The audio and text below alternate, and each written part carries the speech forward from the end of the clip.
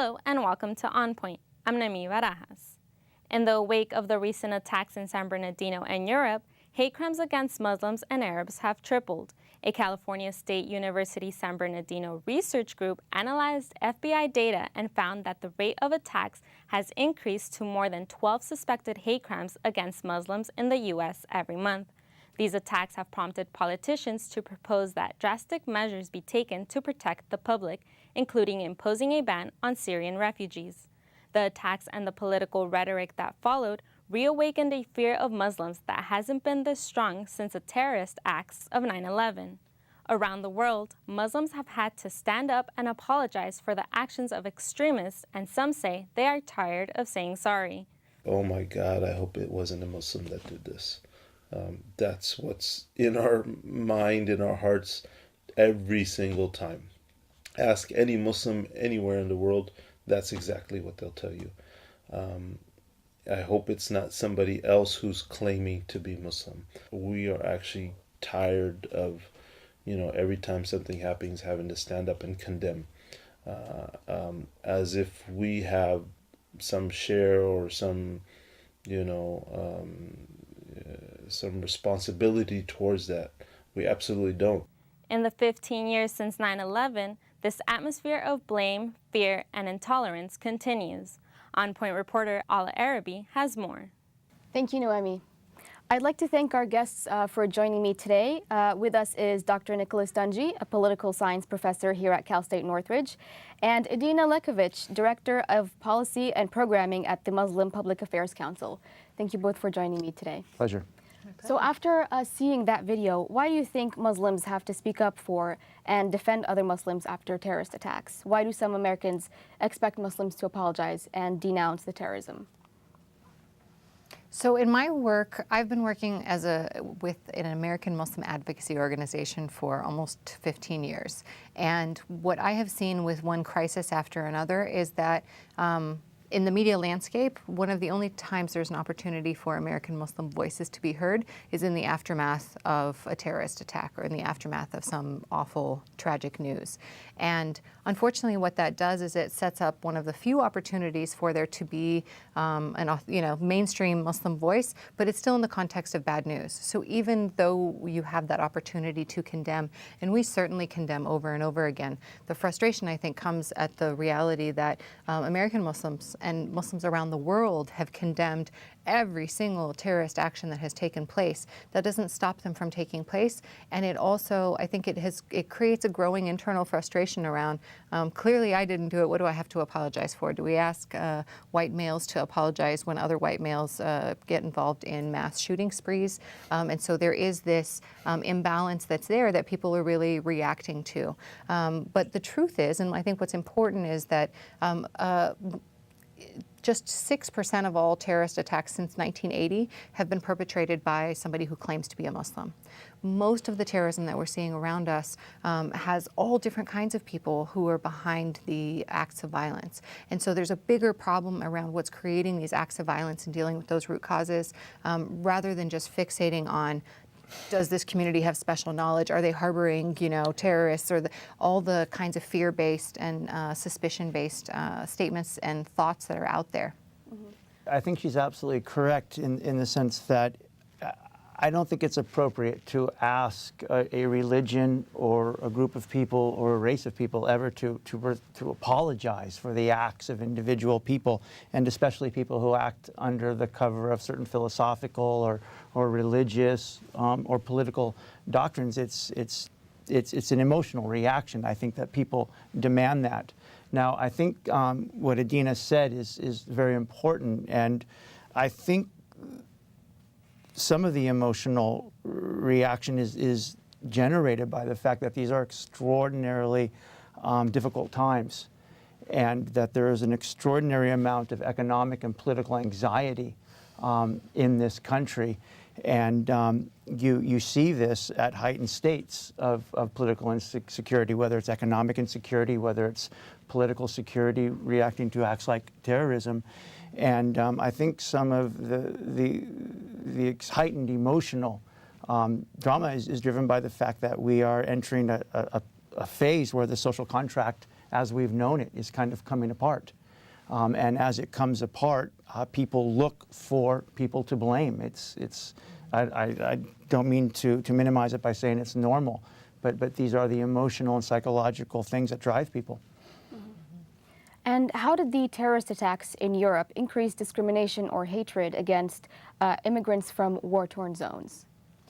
Well, it's very clear how it has done that. In fact, there's just a new report that was released by Georgetown University by their Bridge Initiative about the level of violence against Muslims that has taken place, particularly during this election season. And there have been something like 180 either acts of hate or violent hatred or threats of violence that have taken place all around the country in just the span of less than the last year. And so when we think about that, that is a rise from the previous year. And we know that during election seasons is particularly when issues of faith, issues of immigration, issues of economic disparity, the haves and the have-nots, all of these issues become political wedge issues meant to sway voters. And so it is, sadly, it's a difficult time to be an American Muslim. While we are among the most well-integrated, there's a Pew study that found that American Muslims are middle class, mainstream, and moderate. It was all in the headline. We're very average, normal people who are looking for a piece of the American dream just like everybody else. And we're also looking at this political season as one where we are easily made targets, and other communities of color are also made targets during heated discussions. And people like Donald Trump and Ted Cruz, but not just them, also others out there. I should say I feel less afraid of Donald Trump than I do all those people in the stands who fill those rallies and cheer when he says the hateful things that he does against so many different groups of people. And that, I think, is a signal of why hate speech is so dangerous. Is it starts the slippery slope, right? People don't become violent bigots overnight. It starts with speech. It starts with these things that roll out into the next wave and that doesn't just endanger Muslims. It endangers all Americans. And as Nick said, it's just a repeat in history, right? Many different groups have been targeted over time, and that's a reality that we're facing. I think the good news is that we get far more support than we do attacks in the wake of San Bernardino or Brussels. Every mosque leader that I have talked to, not just here but all around the country, has said like 10 to 1 they've gotten positive messages of support for every negative thing that has happened. But just like people are afraid of that, 0.00006% of Muslims who might be connected to ISIS or other kinds of groups, so too I think when I see in the Muslim community is people are afraid of that, the random person who might just be unhinged, right? They're not afraid of America at large. They're afraid of those isolated individuals who might be drinking the Kool-Aid. I think this is a wonderful opportunity to put this discussion in a deeper historical and philosophical context. And I think it's really important that people really remember, Americans and everybody else, that, first of all, democracies are dangerous.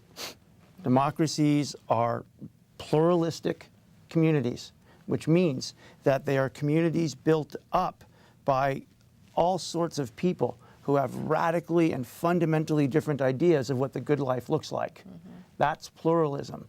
And so in highly pluralistic, highly active, informationally based communities, you're going to have a lot of exchange. Yeah. And some of that exchange from time to time, and personally I think this is a great thing. I think this is a good thing. But some of that exchange from time to time is going to be pretty intense, rather intense, even hurtful in some ways. Of course, I'm not condoning that, but I think it's really important that people remember that liberal democracies are dangerous by their nature. And not only that, but I think it's really important that people remember, and I think we've lost sight of it generally as a culture, and I think it's an extraordinarily dangerous thing. Tolerance is a very difficult thing. We have been seduced lately in the last several generations of American culture, broad culture, in thinking that tolerance is an easy thing, that all you have to do is just simply love people. And again, I think that's something we should promote. But the origins of this country were born out of a extraordinary pain and suffering caused by intolerance. And tolerance is something that you have to work for, that you have to sort of keep as a project alive in your mind. And it's, it's not an automatic or an easy thing. Republican presidential candidate Donald Trump recently expressed his concern about radical Islam and immigration during one of his speeches. Let's take a look at the video. We must stop importing extremism through senseless immigration policies. We have no idea where these people are coming from. There's no documentation. There's no paperwork. There's nothing. We have to be smart. We have to be vigilant. A pause for reassessment will help us to prevent the next San Bernardino, or, frankly, much worse. All you have to do is look at the World Trade Center and September 11th. Let's talk about political rhetoric, the power of words in the presidential candidate's speeches.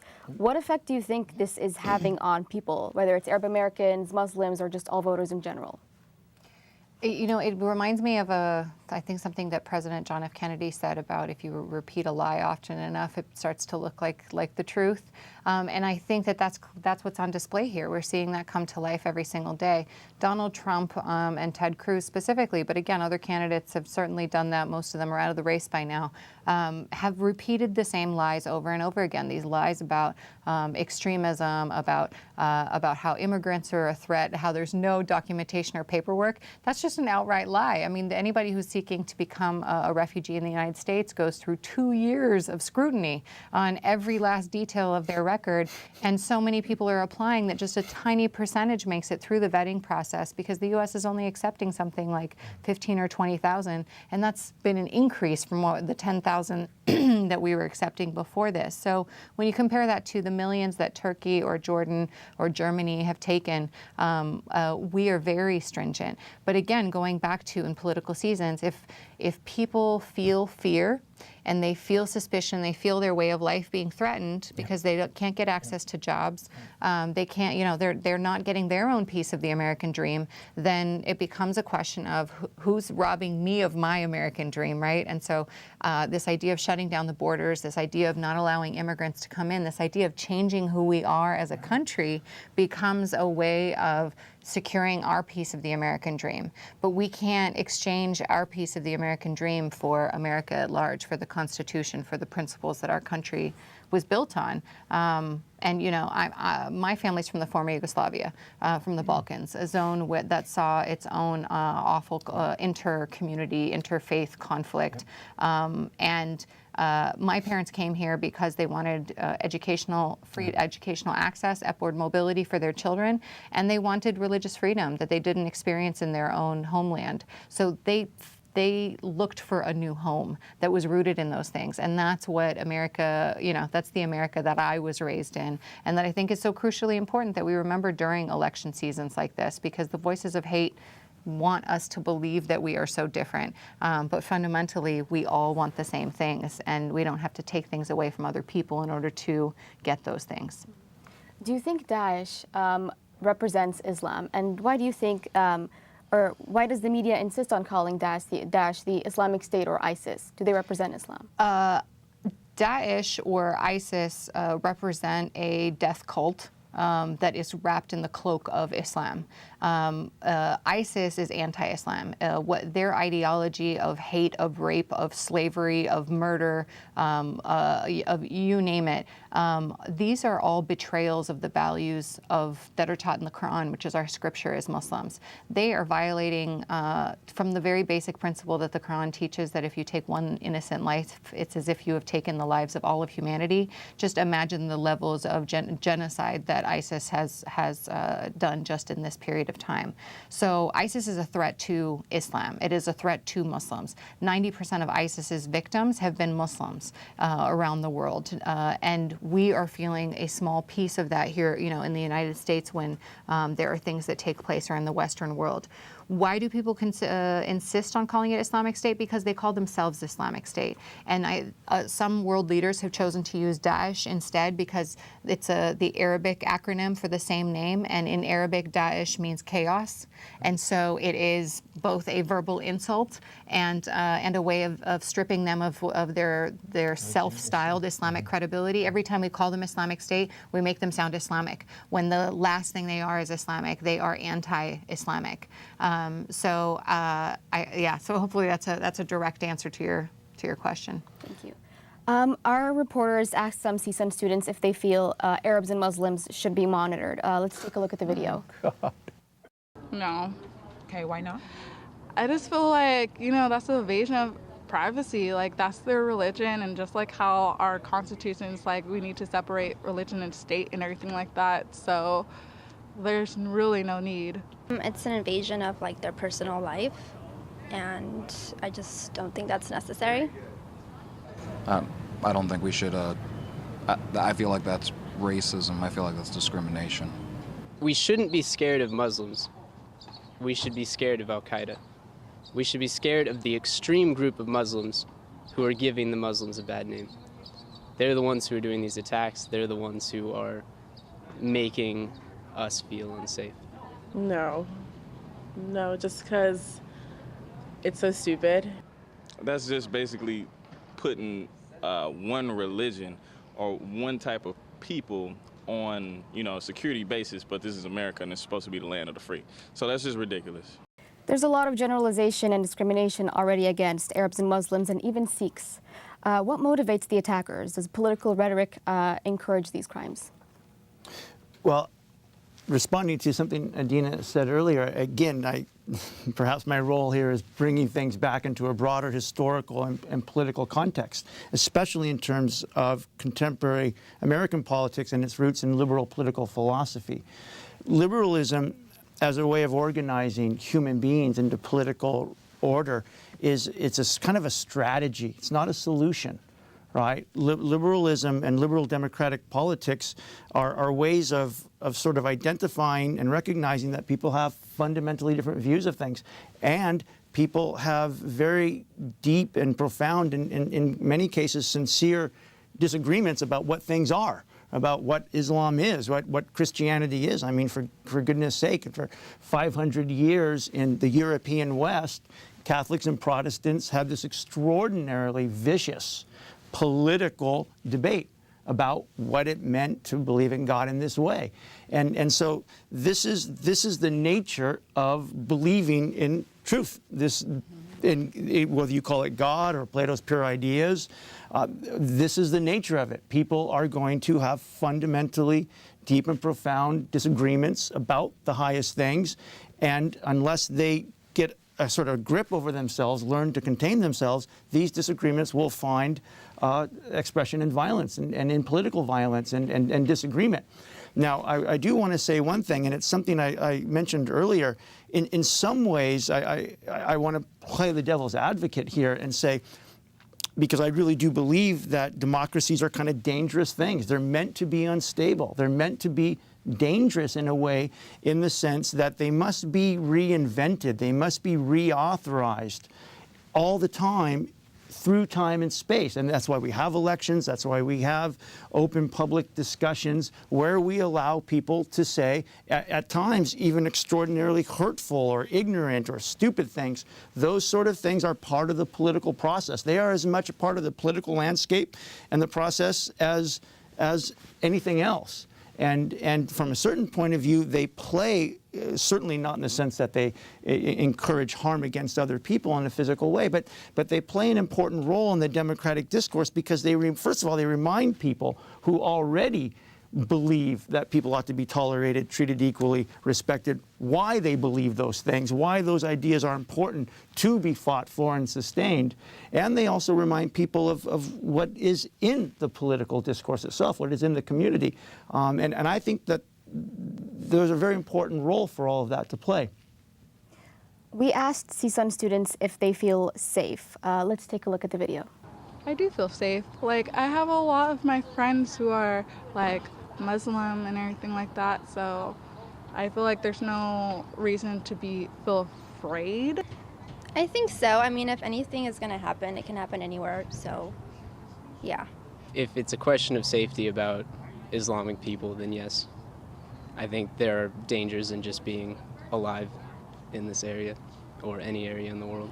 I mean, there's about as much a threat of that happening frequently as there is, an attack from, I feel like, any other country, any other person, or any other group of people, I mean, there's no sense in living in fear. I think for me, it's just more of a personal well-being to be cautious about my immediate surroundings, and for that, it doesn't really affect me and what I'm doing. What do you think of the video? So I want to say how proud I am that these students are all reacting in ways that are really enlightened. That are really open-minded. But I think it's also indicative of where millennials are at when you look at the age demographics in terms of attitudes of accepting people, moving beyond even tolerance and moving into a place of just embracing and valuing difference and valuing diversity. The millennial generation is at the top of those curves, right? And at the same time, I think that this question of safety, look, we're all concerned about safety, and that's something that I react to, is that it's not a Muslim thing, a white thing, a black thing, a Latino thing. Exactly. And it's an existential concern. And at this stage in our reality as a country, it's an American thing. There are mass shootings taking place on an average of a daily basis in our country. And so to focus just on terrorism perpetrated by one group of people misses the point. And I think that we all are concerned about safety, because you don't know if you're in a classroom or in a mall or in a movie theater, whether you could be a target of random violence, because it's really just random. But as I think one of those students said, we have a choice to make about whether we choose to be safe or not. People who choose to feel safe and secure. People who feel fear and who, tend to be the ones who make poor decisions, because when you are fearful, your heart pounds, right? The blood is in your heart rather than in your head. And so decisions are made by the gut, and those decisions often result in somebody being anti-Muslim but targeting somebody who's Sikh instead. Sikh Americans who are a different faith entirely but are known for men who wear turbans have been killed and targeted with anti-Muslim violence on a regular basis. Just recently. And that says something about hate, fear, stupidity, all kind of being lined up, and causing and being kind of behind some of the violence that we see. Well, again, I now know what my role is here. Again, just to remind the audience or people listening, and again, forgive me for being rather dramatic here, but the origins of liberal political philosophy and the sort of state that was constructed in the U.S. Constitution and was sustained through much effort the last 200 years, it's born out of fear. There are two emotional conditions that create the social contract, and one is fear and economic desire, a desire for economic opportunity. So politics, as we understand it and as we've constructed it, is an attempt to kind of ameliorate that fear, to kind of control it, not control it, but at least contain it. Now, existentially, it's something that can never be fully controlled, right? So whenever you have episodes of economic insecurity, whenever you have situations like now, we are entering an entirely new economic and political paradigm. What is happening right now and what will unfold in the next 10 years is the most extraordinary transformation in human society, information, biological, economic and political society in the last 500 years. Only the Renaissance even comes close to matching it. And people are beginning to understand that on multiple levels of their life, their economic life, their political life. What's the neighborhood look like now? What's the country look like? And they are sort of existentially reacting to very, very powerful forces they have some idea about, but they don't fully understand.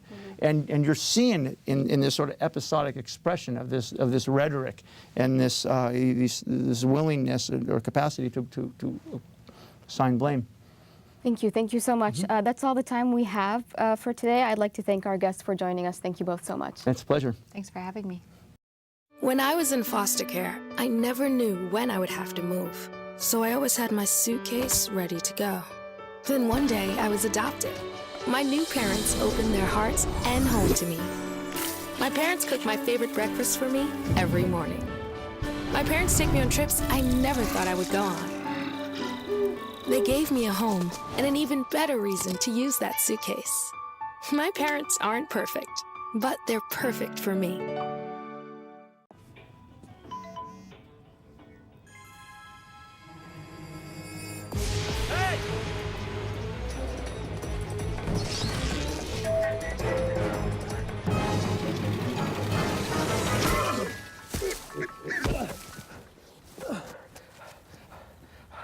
So, same time next week? Well, of course. Put away a few bucks, feel like $1 million. For free tips to help you save, go to Feed the Pig. There are 16 million children struggling with hunger in America. That's 1 in 5 daughters, sons, neighbors, and classmates who don't know where their next meal is coming from. Yet billions of pounds of good food go to waste every year. It's time we do something about it. Feeding America is a nationwide network of food banks that helps provide meals to millions of kids and families in need. Visit feedingamerica.org to help them feed even more. Together, we can solve hunger. Together, we're feeding America.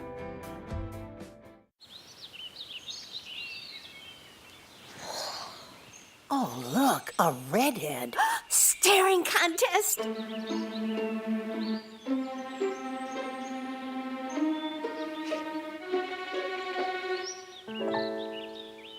You still got it.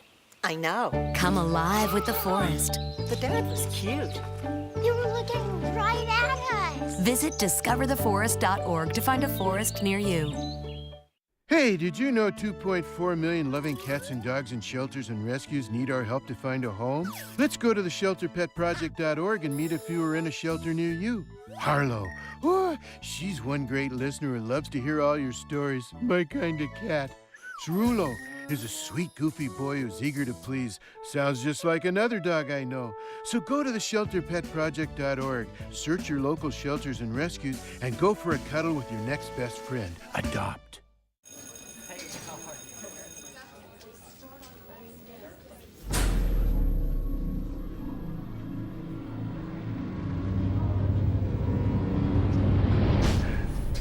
You guys going to my party on Friday? Yeah, dude, it's gonna be crazy. All right. What's up, dude? I'm loving your jacket. Don't be such a fag. If you don't mean it, why say it? Words hurt. Think before you speak.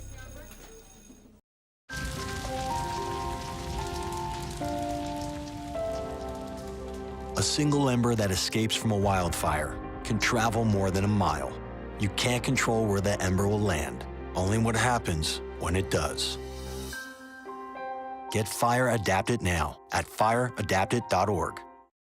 Thank you for watching On Point. You can follow us on Facebook and Twitter at CSUN On Point. You can watch us on LA 36 on Sunday mornings at 11:30, and you can listen to us on KCSN 88.5 FM also on Sunday mornings at 5:30. For all of us here at On Point, I'm Nami Barajas.